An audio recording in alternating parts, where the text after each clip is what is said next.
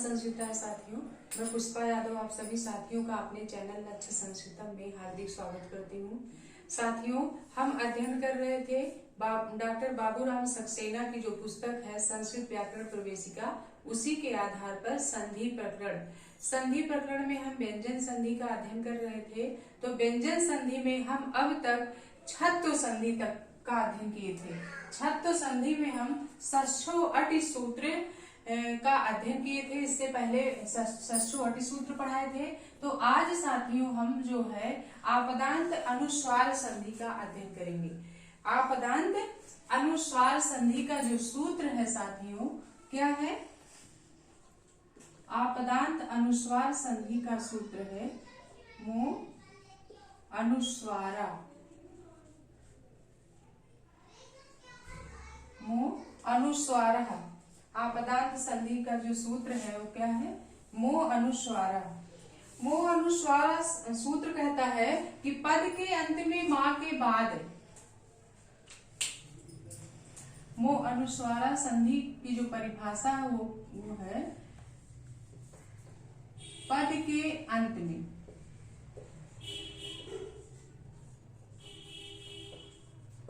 या कहिए पदांत, यह इसी को कहा जाता है पदांत। पदांत का मतलब होता है पद के अंत में, कि पद के अंत में मां के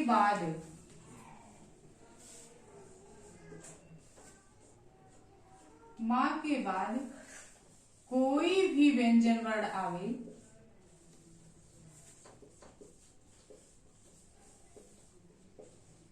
कोई भी व्यंजन वर्ण आवे तो मां का अनुस्वार हो जाता है। मां का अनुस्वार,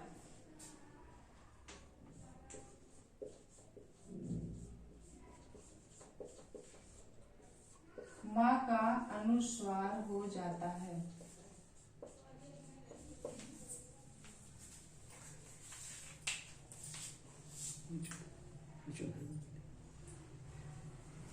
मो अनुस्वारा सूत्र कहता है पदांत मां के बाद कोई भी व्यंजन अगर आता है तो मां का क्या हो जाता है? अनुस्वार हो जाता है। पदांत मां का मतलब होता है पद के अंत में। पद के अंत में क्या है? यदि मां आए और उसके बाद कोई भी व्यंजन वर्ण आ जाए तो मां का क्या हो जाता है साथियों? अनुस्वार हो जाता है। ऐसा कौन सा सूत्र हमारा कहता है? आपदांत अनुस्वार संधि में जो हमारा सूत्र क्या है? मो अनुस्वारा।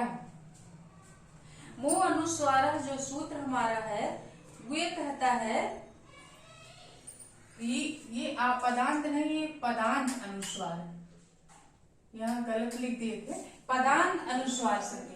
तो उस मां का क्या हो जाता है साथियों? अनुस्वार हो जाता है। जैसे हमारे इसमें सूत्र है, इस मो अनुस्वार सूत्र का जो उदाहरण है साथियों वो क्या है? जैसे है उदाहरण दिया है बाबूराम सक्सेना में कि हरिम धन बंदे। हरिम धन बंदे में क्या है हमारा? हरिम क्या है? पद के मंत्र में हरिम एक पद है। हरिम एक क्या है? एक पद है। और इस हरिम पद के अंत में हमारा क्या आया है? मां आया है। उसके बाद वंदे शब्द आया है। वंदे का वाह है, ये क्या है? व्यंजन वर्ण है। तो हरिम में जो ये मां है, इस मां के बाद व्यंजन वर्ण वाह आया है। इसलिए मो अनुस्वार सूत्र से क्या हो जाएगा साथियों? इस मां का क्या हो जाएगा? अनुस्वार हो जाएगा। मां का क्या हो जाएगा? अनुस्वार हो जाएगा।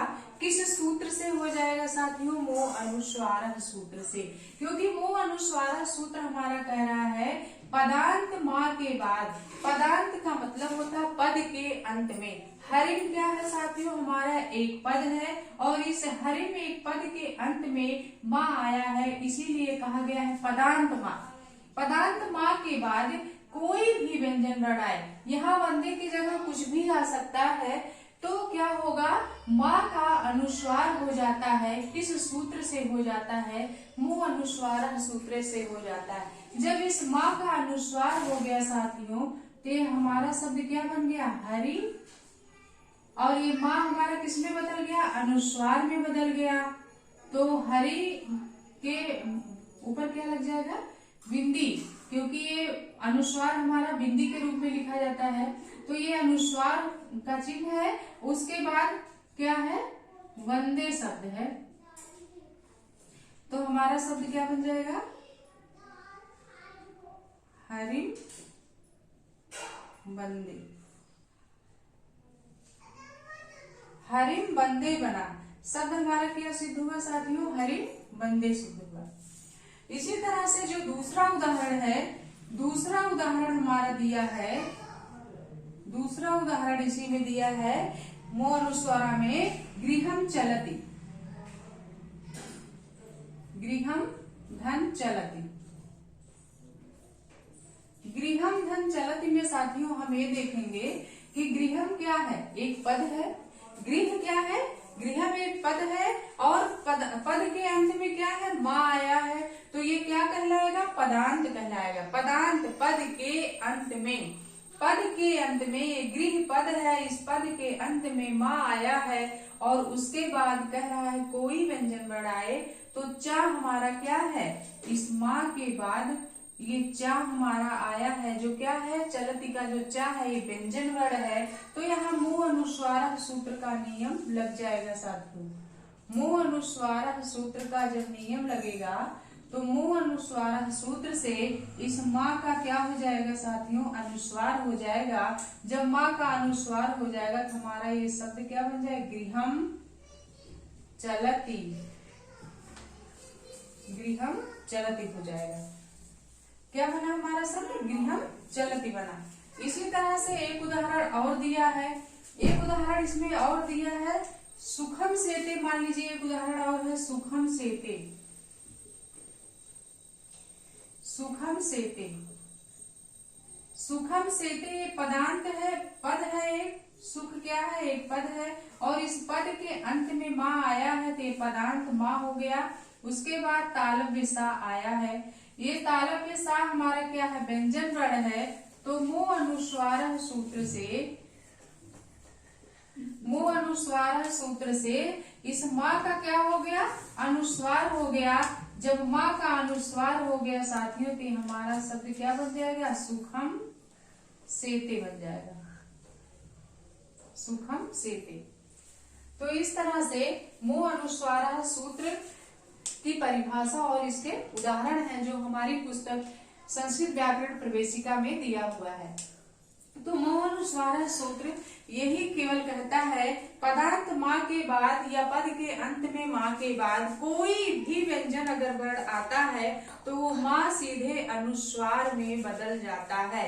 जैसे गृहम हरिम बंदे का माँ ये जो है पदांत है, तो इस माँ को अनुस्वार में जब ये बदल गया तो हमारा शब्द बना क्या, हरिम बंदे बना। इस तरह से लिखा जाएगा। उसी तरह से गृहम चलति में पदांत माँ, गृहम का माँ पद के अंत में आया, उसके बाद चा व्यंजन वर्ण है, तो हमारा ये माँ अनुस्वार में बदल गया, तो शब्द हमारा बना गृहम चलति बना। उसी तरह से सुखम सेते में पदांत माँ, सुख एक पद है, इस पद के अंत में माँ आया है और माँ के बाद व्यंजन वर्ण सा आया है, तो मोह अनुस्वार सूत्र का जब यहाँ हम नियम लगाएंगे तो इस माँ का क्या हो जाता है, अनुस्वार हो जाता है। फिर ये हमारा शब्द लिखा जाएगा सुखम सेते, माँ को अनुस्वार के रूप में लिख देंगे। तो ये रहा हमारा वो अनुस्वार। अब अगला सूत्र हमारा है, ये तो पदांत अनुस्वार संधि था। अब अगला सूत्र हमारा है साथियों अपदांत अनुस्वार संधि। अब अगला है अपदांत, ये तो पदांत था, अब अगला हमारा अपदांत अनुस्वार संधि है। इसी मुंह अनुस्वारा में एक जो है चीज छूट गया है, इसमें लिखा है गम्यते। गम्यते में जो है क्या नहीं होगा, गम्यते जैसे शब्द दिया है कि गम धन या धन्ते।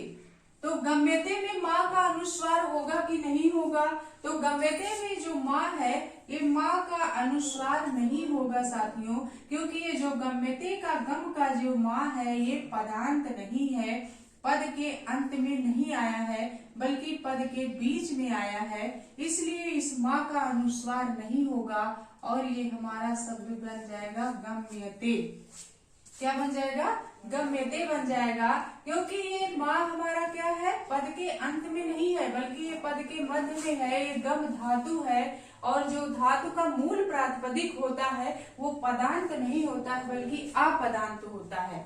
इसीलिए ये पदांत ना होने के कारण ये माँ जो हमारा अनुस्वार में नहीं बदला और सीधे गम्यते गम्यते रूप लिखा गया है। तो यहाँ मुंह अनुस्वार संधि का नियम नहीं लगेगा ये चीज। अब हमारा अगला जो संधि है वो अगली संधि हमारी है अपदांत अनुस्वार संधि। क्या है? अपदांत। अपदांत अनुस्वार संधि। अपदांत अनुस्वार संधि में का जो सूत्र हमारा अगला है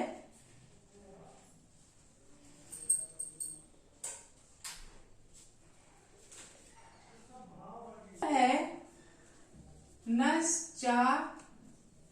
क्या है? नश्चा पदांतस्य झलि।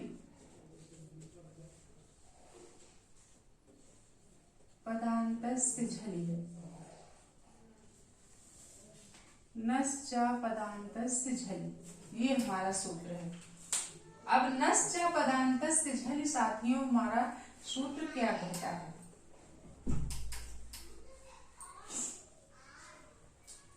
नश्चा पदांतस्य झलि सूत्र कहता है पद के मध्य में माँ या ना के बाद क्या है, झल प्रत्याहार का वर्ण आता है तो माँ ना के स्थान पर अनुस्वार हो जाता है। नश्चा अपदांतस्य झलि इसको पढ़ा जाएगा। नश्चा अपदांतस्य झलि। अपदांत का मतलब होता है पद के मध्य में। पद के मध्य। पदांत का मतलब होता है पद के अंत में। अपदांत का मतलब होता है जो पद के अंत में ना हो बल्कि पद के मध्य में हो। तो नश्चा पदांतस्य झलि सूत्र हमारा कहता है साथियों कि पद के मध्य में क्या हो, माँ या ना हो और उसके बाद झल प्रत्याहार का कोई भी वर्ण हो, तो माँ और ना का क्या हो जाता है साथियों, अनुस्वार हो जाता है। तो माँ ना का क्या हो जाता है, अनुस्वार। तो हम आइए इसकी पहले परिभाषा लिख देते हैं। ये परिभाषा क्या है कि अपदांत।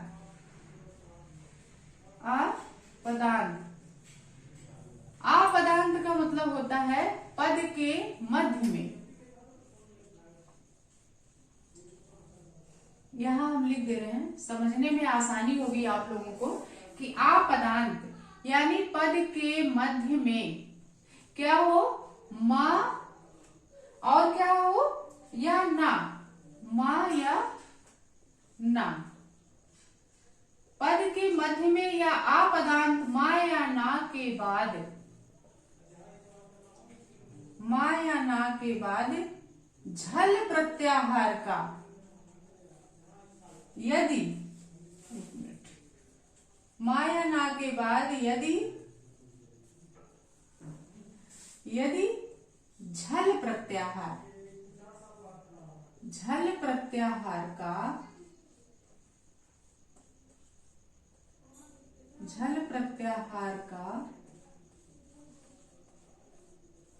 वर्ण आता है तो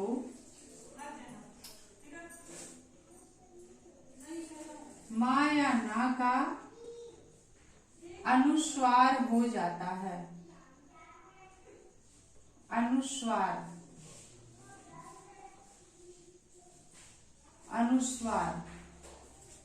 हो जाता है। ये हमारा कौन सा सूत्र कह रहा है, नश्चा पदांतस्य झलि। नश्चा पदांतस्य झलि जो अगला सूत्र हमारा है, अपदांत अनुस्वार संधि इसको कहते हैं।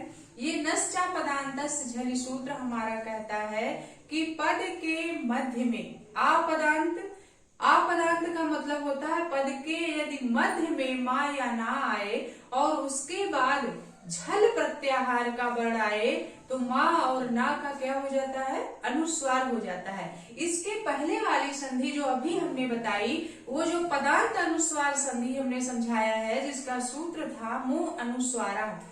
मुंह अनुस्वारा सूत्र हमारा कहता है पदांत माँ के बाद, मुंह अनुस्वारा हमारा सूत्र कहता है कि पदांत माँ के बाद, केवल माँ, पदांत माँ के बाद यानी पद के अंत में यदि माँ आता है और उसके बाद कोई भी व्यंजन वर्ण आ जाता है तो माँ हमारा अनुस्वार में बदल जाता है। जैसे गृहम धन चलति, गृहम चलति, माँ का अनुस्वार हो जाएगा। उसी तरह से सुखम धन से थे, सुखम से थे। तो ये वो तो पदांत अनुस्वार संधि था मुंह अनुस्वार सूत्र से, लेकिन आपदांत अनुस्वार संधि हमारा जो सूत्र है इसका नश्चा पदांतस्य झलि साथियों, ये हमारा सूत्र कह रहा है कि आपदांत माया ना के बाद। अब तक मुंह अनुस्वार में पदांत माँ के बाद था या पद के अंत में माँ, अब यहाँ आया है आपदांत माँ के बाद यानी पद के मध्य में माँ या ना के बाद यदि क्या आता है कि झल प्रत्याहार का वर्ण आता है। तो उसमें था कि माँ के बाद यदि कोई भी व्यंजन आ जाता है तो माँ का अनुस्वार हो जाता है साथियों। लेकिन नश्चा पदांतस्य झलि सूत्र हमारा कह रहा है आपदांत माँ या ना के बाद यदि झल प्रत्याहार का वर्ण आता है तो यहाँ ध्यान देना पड़ेगा आपको अनुस्वार संधि में, क्योंकि दोनों संधियां अनुस्वार कर रही हैं लेकिन दोनों में अंतर है। मुंह अनुस्वार में माँ के बाद कोई भी व्यंजन वर्ण अगर आता है तब माँ अनुस्वार में बदलता है, लेकिन नश्चा पदांतस्य झलि सूत्र हमारा कह रहा है, बहुत ध्यान से समझना होगा आप लोगों को कि नश्चा पदांतस्य झलि सूत्र कहता है कि आपदांत माँ या ना के बाद यदि झल प्रत्याहार, कोई व्यंजन वर्ण है ये बाध्य कर दे रहा, केवल झल प्रत्याहार के अंतर्गत जो वर्ण आते हैं वही वर्ण यदि माँ और ना के बाद आता है तो माँ और ना का क्या हो जाता है, अनुस्वार हो जाता है। अब झल प्रत्याहार में कौन कौन से वर्ण आते हैं इसके पहले हमने बता दिया है। झल प्रत्याहार में हर वर्ग का पहला, दूसरा, तीसरा और चौथा वर्ण आता है, उसके पहले वीडियो में हमने बताया है।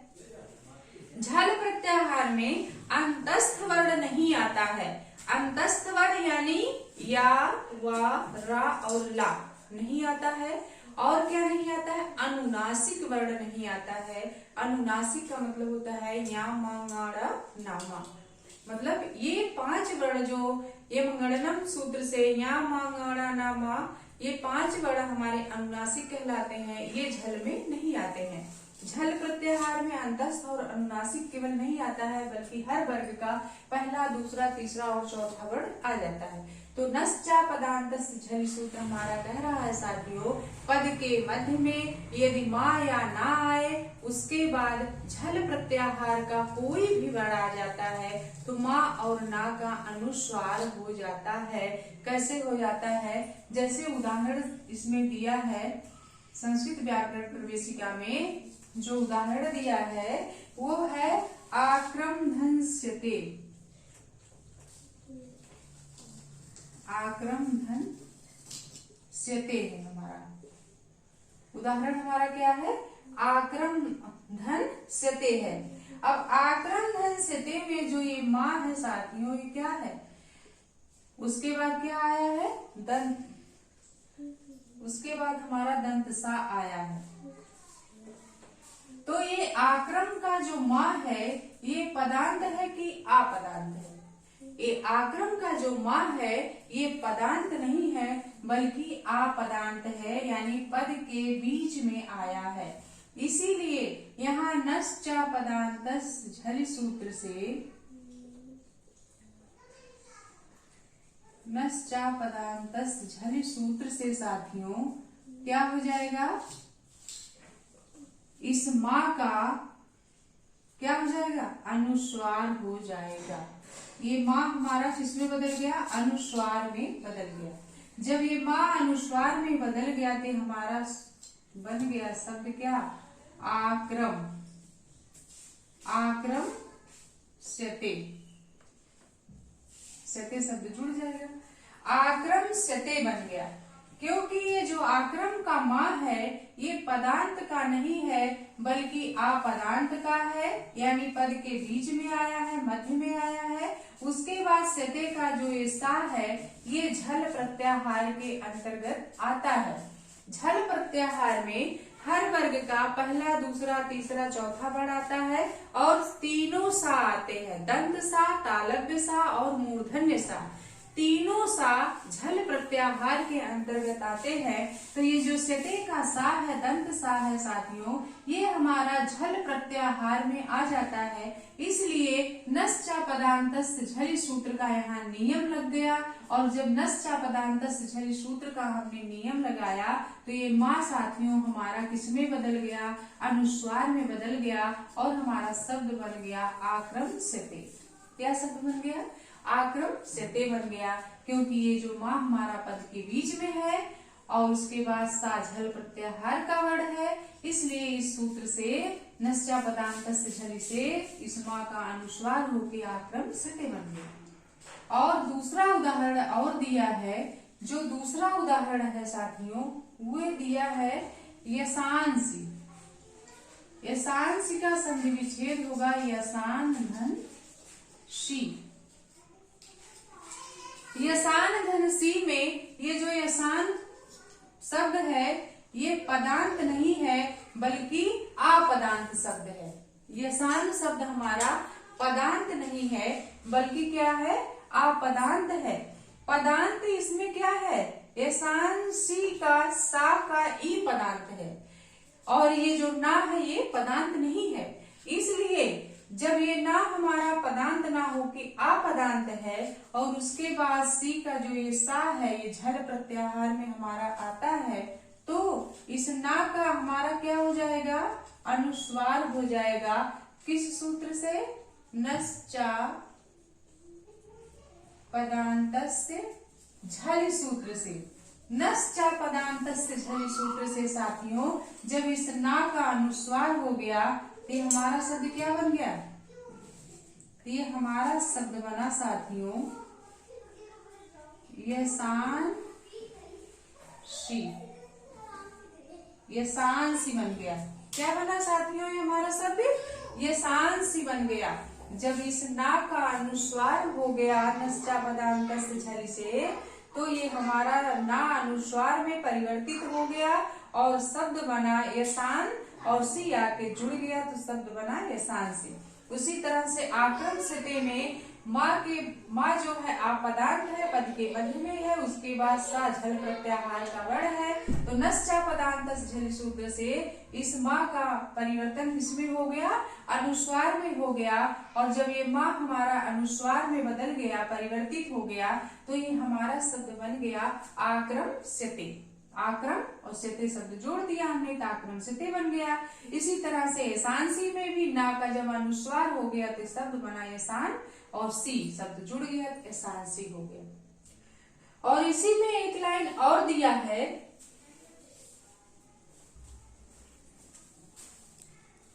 इसी में क्या दिया है, इसी में हमारा एक लाइन और दिया है कि बाबूराम सक्सेना में जैसे दिया है मन्यते और ग्रामन गच्छति में क्या नहीं होगा।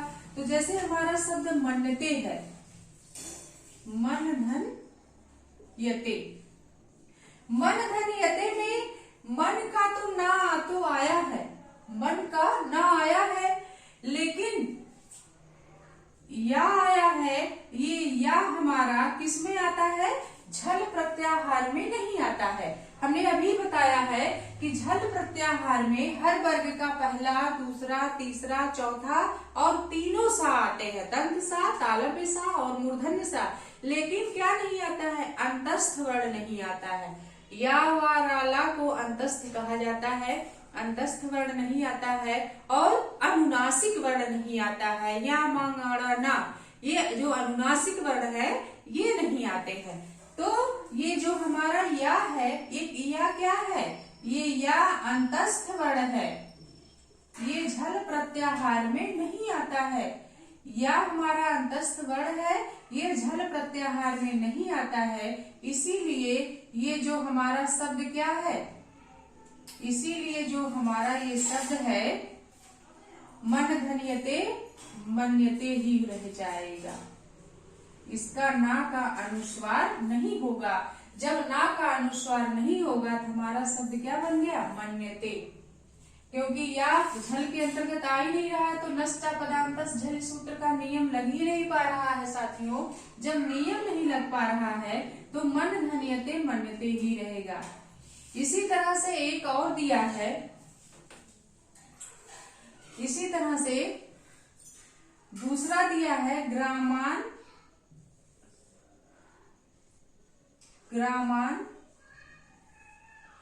धन गच्छति दिया है। ग्रामान गच्छति में जो ना है, ना क्या है, ना तो पदांत है, पद के अंत में आया है और उसके बाद क्या है, व्यंजन वर्ण है गा। लेकिन इस ना का अनुस्वार नहीं होगा। क्यों नहीं होगा, क्योंकि पद के अंत में जो ये ना है, ये ना होके यहाँ मुंह अनुस्वारा संधि का नियम लगता कब, जब पद के अंत में मां होता तो ग्रामाम हो जाता। लेकिन यहाँ पद के अंत में जो है, पद के अंत में ना तो आया है लेकिन यहाँ क्या नहीं होगा, इसलिए यहाँ इस संधि का नियम नहीं लगेगा और हमारा शब्द क्या बन जाएगा, ग्रामान धन गच्छति का ग्रामान गच्छति ही रह जाएगा। ग्रामान गच्छति ही रहेगा। ये जो बाबूराम सक्सेना की जो संस्कृत व्याकरण प्रवेशिका है इसमें दिया है, तो ग्रामान धन गच्छति हो क्यों होगा, क्योंकि ग्रामान का ना पद के अंत में तो है, यहाँ ना पद के अंत में है, लेकिन यहाँ ना ग्रामान गच्छति नहीं होगा। क्यों नहीं होगा, क्योंकि यहाँ संधि का नियम नहीं लग रहा है। तो ग्रामान का ना ग्रामम नहीं होगा, ग्रामाम हो जाता। यहाँ तब क्या हो जाता, ग्रामाम हो जाता। अगर अनुस्वार हो जाता तो ग्रामाम हो जाता, तो ग्रामाम गच्छति नहीं होगा, ये गलत हो जाएगा। इसलिए ग्रामान धन गच्छति का ग्रामान गच्छति ही होगा, क्योंकि यहाँ ना पद के अंत में आया है। अगर ये ना पद के मध्य में होता तो यहाँ नष्टा पदांतस झलि का नियम लगता। तो यहाँ ग्रामान पद के मध्य में नहीं है बल्कि पद के अंत में है, लेकिन पद के अंत में ग्रामान है, ना है, तो इसलिए मुंह अनुस्वार सूत्र का नियम ही नहीं लगेगा। क्योंकि यहाँ पद के अंत में अगर माँ होता तो मुंह अनुस्वार का नियम लग के ग्रामाम हो जाता, लेकिन पद के अंत में यहाँ ना आया है, इसलिए मुंह अनुस्वार सूत्र का भी नियम यहाँ नहीं लगेगा और पदांत नष्टा पदांतस झलि का भी नियम नहीं लगेगा। क्योंकि नष्टा पदांतस झलि कह रहा है पद के मध्य में माँ और ना आता है, तब माँ और ना का अनुस्वार होता है। तो ये पद के मध्य में माँ ना नहीं आया है, इसलिए नष्टा पदांतस झलि का भी नियम नहीं लगेगा। और मुंह अनुस्वारा का नियम अगर हम लगाते हैं तो मुंह अनुस्वारा संधि हमारा कह रहा है पद के अंत में माँ आए केवल, तो यहाँ पद के अंत में ना आया है, ना कि माँ आया है। माँ अगर आता तो मुंह अनुस्वार संधि का यहाँ नियम लग जाता, लेकिन यहाँ पदांत माँ ना आके पद के अंत में ना आया है, इसलिए नष्टा मुंह अनुस्वार संधि का नियम भी यहाँ नहीं लगा और ग्रामान गच्छति ही रह गया। तो ये रहा आज की क्लास साथियों। हमारी क्लास कैसी लगे आप हमें जरूर कमेंट करके बताया करिए, तो हमें बहुत अच्छा लगेगा, हम और अच्छा करने की कोशिश करेंगे। तो साथियों आज की क्लास हम यहीं खत्म करते हैं, फिर हम आपसे अगली क्लास में मिलेंगे। तब तक के लिए साथियों नमो नमः, नमः संस्कृता साथियों।